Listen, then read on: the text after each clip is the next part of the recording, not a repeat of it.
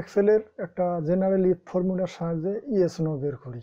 প্রোডাক্টের নাম দেওয়া আছে, রেজাল্ট দেওয়া আছে। মনে করেন আমরা কি খুঁজতেছি, যদি আপেল হয় তাহলে সে ইয়েস দেখাবে, আর আপেল যদি না হয় তাহলে সে নো দেখাবে। মনে করেন শর্ত এটা। তাহলে আপনি এটা ইফ ফর্মুলার সাহায্যে কিভাবে করবেন? তাহলে একটা ইকুয়াল সাইন দিয়ে ইফ লিখি, তারপরে ফার্স্ট ব্র্যাকেট দেই। তাহলে আপেল প্রথম যে প্রোডাক্টটা আছে এটার কলাম হলো এ, রো নাম্বার 2। তাহলে A2 লিখলে আপেল সে বুঝে নেবে। তাহলে A2 লিখি, লিখে একটা সমান চিহ্ন দিই। এখন ডাবল কোটেশনের মধ্যে আমরা লিখবো যে এটা যদি আপেল হয়, দিয়ে একটা কমা দিই। তাহলে আমরা কন্ডিশন কি দিলাম? A2 মানে প্রথম প্রোডাক্টটা, যেটা প্রথম প্রোডাক্টের সেল পজিশন হলো A2। A2টা যদি আপেল হয় তাহলে এটা সত্য। তাহলে সত্য হলে সে কি দেখাইবে? যে ইয়েস। আর যদি সে চেক করে দেখে যে সেটা আপেল না অন্য কিছু, তাহলে সে এই যে দ্বিতীয় ডাবল কোটেশনেরটা দেখাবে যে নো। ফার্স্ট ব্র্যাকেটটা ক্লোজ করি, একটা এন্টার দেই। দেখছেন এটাকে সে আপেল ধরে নিছে, কারণ এটা আপেলই আছে। তাহলে এইভাবে সে প্রত্যেকটা ঘরের মধ্যে যাইবে আর চেক করবে এটা কি আপেল। যদি আপেল হয় ইয়েস দেখাবে, আপেল না হলে নো দেখাবে। এই যোগচিহ্নটা ধরে শুধু নিচ দিকে টান দিই। দ্বিতীয়টা দেখেন সে নো দেখাইছে, কি কারণে? এটা আপেল না, এই জন্য নো। তারপরে সে আপেল পেয়েছে, ইয়েস দেখাইছে। তারপরে আবার আপেল পেয়েছে, ইয়েস দেখাইছে। আবার আপেল পেয়েছে, ইয়েস দেখাইছে।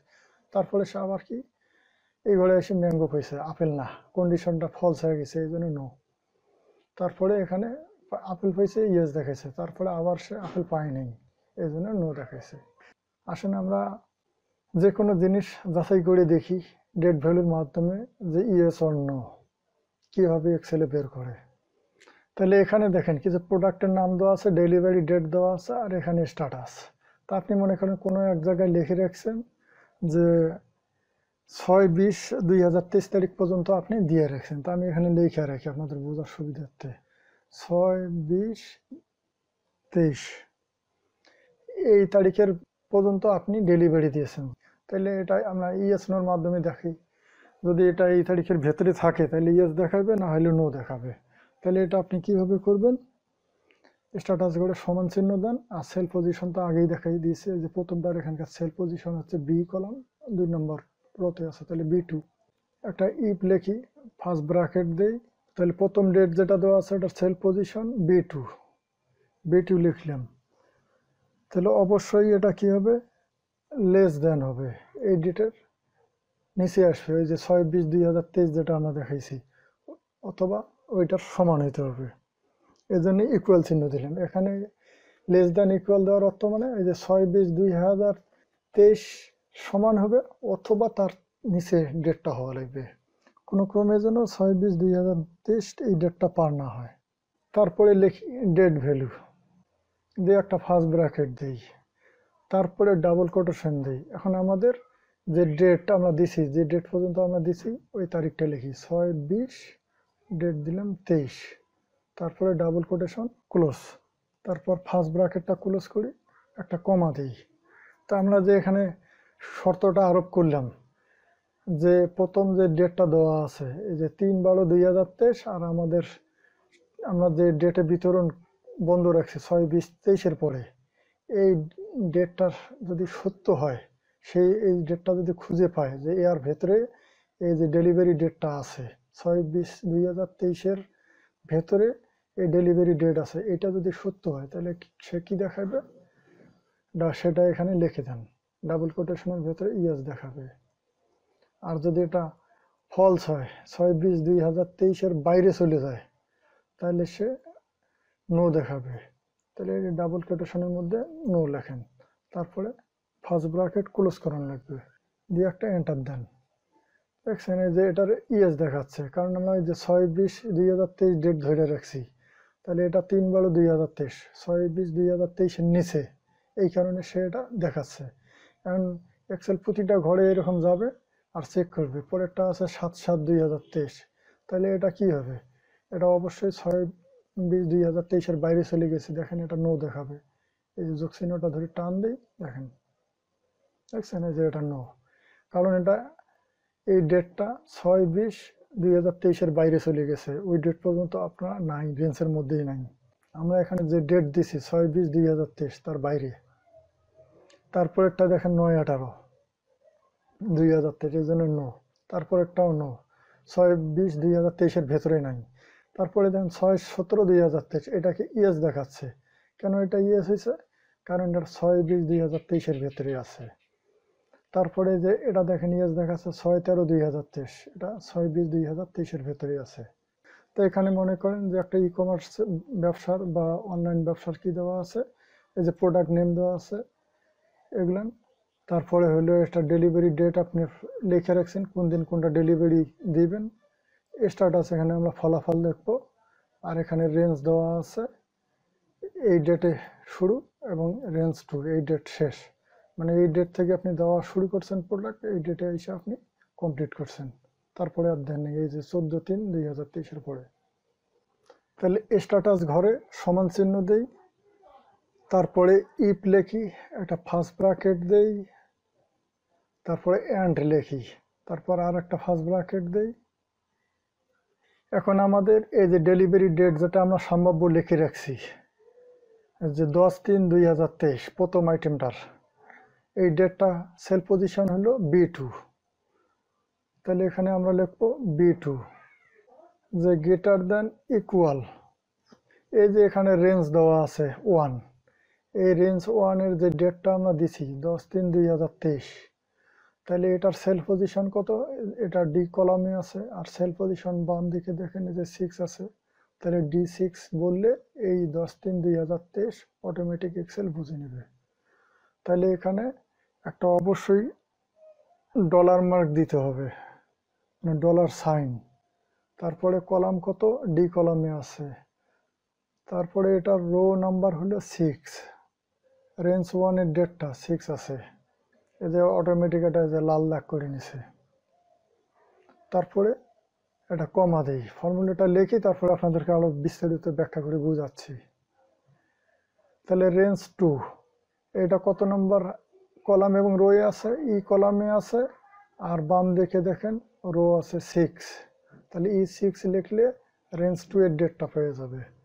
তাহলে কার সঙ্গে কম্পেয়ার করা আছে? B2, যে প্রদত্ত ডেট দেওয়া আছে আমাদের ডেলিভারি ডেট B2, এটা অবশ্যই লেস দ্যান ইকুয়াল হবে কার সমান? যে E2। তাহলে এটা অবশ্যই একটা ডলার মার্ক দিতে হবে, তারপরে হইল ই, আবার ডলার মার্ক 6। তাহলে দ্বিতীয় রেঞ্জ 2টা কোথায় আছে? এই যে ই কলাম, আর রো নাম্বার হচ্ছে 6, মানে E6 মানে এই 14/3/2023 অটোমেটিক এক্সেল ধরে নেবে। তারপরে একটা ফার্স্ট ব্র্যাকেট ক্লোজ করি, একটা কমা দিই।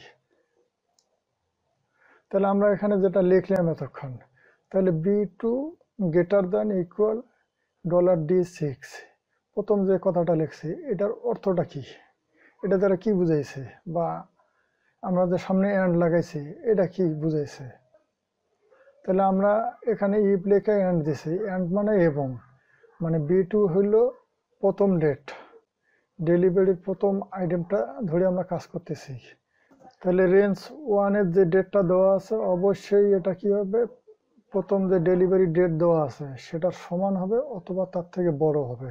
এটা দিয়ে এটাই বোঝানো হয়েছে, গ্রেটার দ্যান মানে বড়, ইকুয়াল মানে এই 10/3/2023-এর সমান হওয়া লাগবে।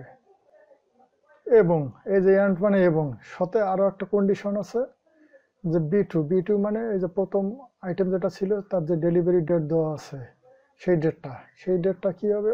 অবশ্যই 14/3/2023-এর সমান হবে অথবা এর থেকে ছোট হবে। এই কারণে লেস দ্যান, কারণ 14/3/2023-এর পরে আপনি কোনো প্রোডাক্ট ডেলিভারি করেন নাই।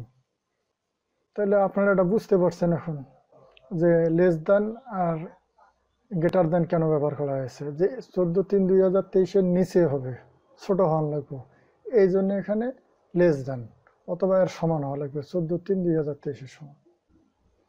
এখন যদি এই কন্ডিশনটা ট্রু হয়, আমরা যে কন্ডিশনটা দিলাম যে এন্ড মানে এবং, এই যে এই ডেট এবং এই ডেটের ভেতরে যদি হয় তাহলে কি হবে? এটা ট্রু হবে। ট্রু হলে অবশ্যই ডাবল কোটেশনের মধ্যে যেটা আমরা লিখবো সেটাই শো করবে যে delivery success, double quotation close, তারপরে কমা। আর যে কন্ডিশনটা আমরা এখানে যে সেট করলাম এই ডেট এবং এই ডেটের মধ্যে যদি সেটা সঠিক না হয় তাহলে কি হবে, যে অবশ্যই পেন্ডিং দেখাবে। এই ডেটের বাইরে চলে গেলে পেন্ডিং লেখা একটা ফার্স্ট ব্র্যাকেট ক্লোজ করে দিই, একটা এন্টার দিই। এখানে প্রথম আইটেমটা ডেলিভারি সাকসেস দেখাচ্ছে। তা আপনাদেরকে এটা আরও আমি বুঝাচ্ছি ভালো করে যে এটা কেন সাকসেস দেখাচ্ছে। যে আমরা যে এখানে কন্ডিশন দিছি, কন্ডিশনটা ছিল 10/3/2023 থেকে 14/3/2023-এর ভেতরে আমরা প্রোডাক্ট ডেলিভারি করছি। আর ভেতরে যদি হয় তাহলে এখানে সাকসেস দেখাবে। আর যদি এর ভেতরে না হয়, আর পরে হয়ে থাকে ডেটগুলো, তাহলে অবশ্যই পেন্ডিং দেখাবে। তাহলে এখানে কি করে এক্সেল প্রত্যেকটা ঘরে চলে আসে। এই যে মনে করেন ফার্স্ট আইটেম সে বের করলো, সেকেন্ড আইটেমে যখন আমরা টান দেবো তখন সেকেন্ড আইটেমে আইসা সেকেন্ড আইটেমে যে তারিখটা দেওয়া আছে এই তারিখটা সে সাথে এখানে কম্পেয়ার করবে। এই যে আমরা যে এখানে কন্ডিশনটা সেট করছি সেটা চেক করে যে এখানে যে কন্ডিশনটা দিছে সেটা কি সত্য না মিথ্যা। প্রত্যেকটা ছেলে এইভাবে যাবে আর যাচাই করবে। যদি দেখে যে হ্যাঁ সত্য, তাহলে সেই যে ডাবল কোটেশনের ভেতরে প্রথম যে কথাটা লিখছে এটা দেখাবে। আর যদি যা দেখে যে না এই তারিখের সঙ্গে এখানে যে শর্তটা দিছে এটা মিল নাই, তাহলে সে যে দ্বিতীয় যে ডাবল কোটেশনের মধ্যে আমরা যেটা লিখছি সেটা তখন শো করবে। তাইলে আমরা একটা বের করলাম। এখন শুধু এই যে যোগ চিহ্নটা ধরে নিচ দিকে টান দিলে এক নিমিষেই সব বের হয়ে যাবে। দেখছেন? এখন চেক করেন, এই যে দ্বিতীয়টা ডেলিভারি সাকসেস দেখাচ্ছে। কারণ কি, এই 10/3/23 থেকে 14/3/23-এর মধ্যে এটা আছে। পেন্ডিং দেখাচ্ছে তারপর একটা থার্ড আইটেম মোবাইল, কারণ এটা 15/3/2023। এখানে সর্বোচ্চ আমরা দিয়েছি 14/3/2023, এর উপরে আর দেইনি, পরের ডেটগুলো দেওয়া হয়নি। তাহলে এই কারণে এটা পেন্ডিং দেখাচ্ছে। তারপরে সানগ্লাস, এটা ডেলিভারি সাকসেস দেখাচ্ছে কেন, কারণ এটা হলো 12/3/2023-এর মধ্যে আছে, অর্থাৎ এই রেঞ্জের ভেতরেই আছে। তারপরে দেখেন 18/3/2023, এই রেঞ্জের বাইরে চলে গেছে, মানে এখনো ওই ডেট আসেনি 18 তারিখ, এই জন্য পেন্ডিং। তাহলে আপনারা এটা বুঝে ফেলছেন। তাহলে আশা করি আপনারা বুঝতে পারছেন কিভাবে ডেট রেঞ্জ ব্যবহার করা লাগে। ডেট ভ্যালু ব্যবহার করে যে কোনো জিনিস ইয়েস নো বা ডেলিভারি স্ট্যাটাস আপনি জানতে পারবেন। অনেক গুরুত্বপূর্ণ কিছু ভিডিও দেওয়া আছে, আপনি যদি এক্সেলে দক্ষ হতে চান সেই ভিডিওগুলো দেখে নিতে পারেন।